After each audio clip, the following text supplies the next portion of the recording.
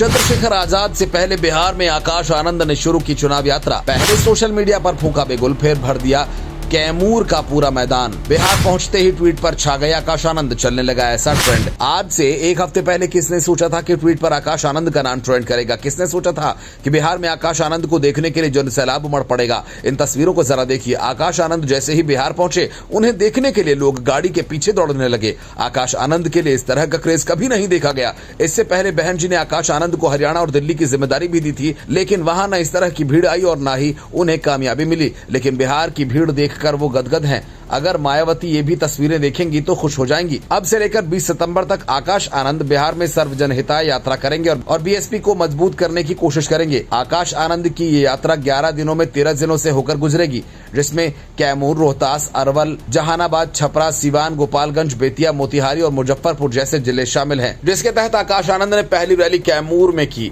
जहाँ की तस्वीरें कई लोगों के लिए परेशानी का सबब बन सकती है। इंडिया और एनडीए दोनों के लिए ये तस्वीरें घातक साबित हो सकती है, लेकिन सोशल मीडिया पर लोग कह रहे हैं कि इस बार हो सकता है आकाश आनंद चंद्रशेखर आजाद को मात दे दें और बिहार में बीएसपी उनसे ज्यादा वोट ले जाए। लेकिन अब इस बार इससे अतर आकाश आनंद की इस एंट्री और बसपा के एक्टिव समर्थकों का असली असर बताएंगे और समझाएंगे कि कैसे ये सब 2027 में बीएसपी के लिए ऑक्सीजन का काम करेगा। बस आखिर तक जुड़े रहिए और फिर कमेंट में बताकर जाइए कि बिहार में कौन ज्यादा कामयाब होगा, आकाश आनंद या फिर चंद्रशेखर आजाद। हमारे SC, ST, OBC समाज के छात्रों के लिए जो स्कॉलरशिप का पैसा है, वो भी इस भाजपा सरकार ने हमारे बच्चों को पैसा रोक रखा है। साथियों, एक तरफ हमारे बच्चों की पढ़ने की संख्या बढ़ती जा रही है और दूसरी तरफ ये भाजपा वाले हमारे बच्चों की पढ़ाई का पैसा रोक रहे हैं। हमारे बच्चों के पढ़ाने वाले स्कूलों में शिक्षक नहीं भर्ती कर रहे और हमारे बच्चों के लिए जो खुले हुए स्कूल थे उन्हें बंद करने का काम किया है। आप ही बताइए साथियों, क्या ऐसी सरकार को आप अपने हलके में घुसने देंगे?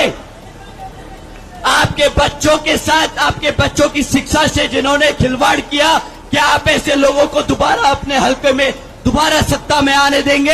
हाल फिलहाल जो सोशल मीडिया पर बीएसपी समर्थकों ने धमाल मचाया और आकाश आनंद ने एक्टिवनेस दिखाई, उससे बिहार में तो असर होगा ही, लेकिन लॉन्ग टर्म में बहुत फायदा मिलेगा, क्योंकि बिहार में करीब 27% दलित वोटर हैं और उसे कभी भी यूपी जैसी कामयाबी वहां नहीं मिली। हालांकि कुछ साल पहले तक हर चुनाव में उनके कुछ उम्मीदवार चुनाव जीतकर आते रहे थे, लेकिन हर बार वो पार्टी का साथ छोड़ सरकार के साथ चले गए। तो आकाश आनंद के सामने सबसे पहली चुनौती भरोसेमंद उम्मीदवारों को ढूंढना है, क्योंकि बीएसपी 1995 से बिहार में चुनाव लड़ रही है और इस बार भी सभी सीटों पर उम्मीदवार उतारने का फैसला कर चुकी है। लेकिन सोचिए, 1995 में बीएसपी के टिकट पर 2 विधायक बने और दोनों लालू के नेतृत्व वाली आरजेडी में चले गए। उसके बाद 2000 के विधानसभा चुनाव में भी बसपा के 5 विधायक जीत कर आए, लेकिन वो पांचों भी उनका साथ छोड़ गए। 2005 में फिर से बसपा के 4 विधायक जीते, जो बाद में आरजेडी और जेडीयू में शामिल हो गए। और उसके बाद 2010 में और 2015 में बीएसपी का एक भी उम्मीदवार नहीं जीता और उसका वोट बैंक भी 5% से घटकर 2% पर आ गया। फिर आया 2020 का चुनाव, जिसमें बीएसपी ने केवल 80 सीटों पर चुनाव लड़ा, जिनमें से चैनपुर विधानसभा से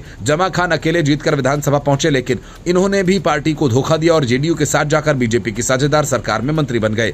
लेकिन आकाश आनंद के लिए यह अकेला टेस्ट नहीं, उनके ऊपर चंद्रशेखर आजाद से अच्छा प्रदर्शन करने का भी दबाव है, क्योंकि उससे पहले दिल्ली चुनाव और हरियाणा चुनाव में दोनों नेताओं का सीधा आमना सामना हुआ था। इन दोनों ही जगहों पर बहन जी ने आकाश आनंद के हाथ में कमान सौंपी थी, लेकिन वहां वो चंद्रशेखर आजाद से पार न पा सके। हालांकि दोनों ही नेताओं को कुछ खास इन चुनावों से हाथ नहीं लगा था, लेकिन फिर भी यूपी में उपचुनाव हुए तो बसपा ने भी लड़ने का फैसला किया और वहां चंद्रशेखर आजाद की पार्टी ने कुंदरकी जैसी सीट पर बसपा से ज्यादा वोट लेकर एक संदेश देने की कोशिश की और आजाद समाज पार्टी के लोग अपने इस प्रदर्शन का बार बार जिक्र भी करते हैं। अब देखना यह है कि आकाश आनंद बिहार में किस तरह से बीएसपी की जमीन मजबूत करते हैं और फिर उसे यूपी चुनाव 2027 तक लेकर जाते हैं, क्योंकि कई बार लॉन्च होने के बाद शायद अब उनके पास ये आखिरी रास्ता हो। तब तक आप कमेंट करके बता सकते हैं कि बिहार में चंद्रशेखर आजाद या फिर आकाश आनंद किसका असर ज्यादा होगा। Bureau report, Indian news.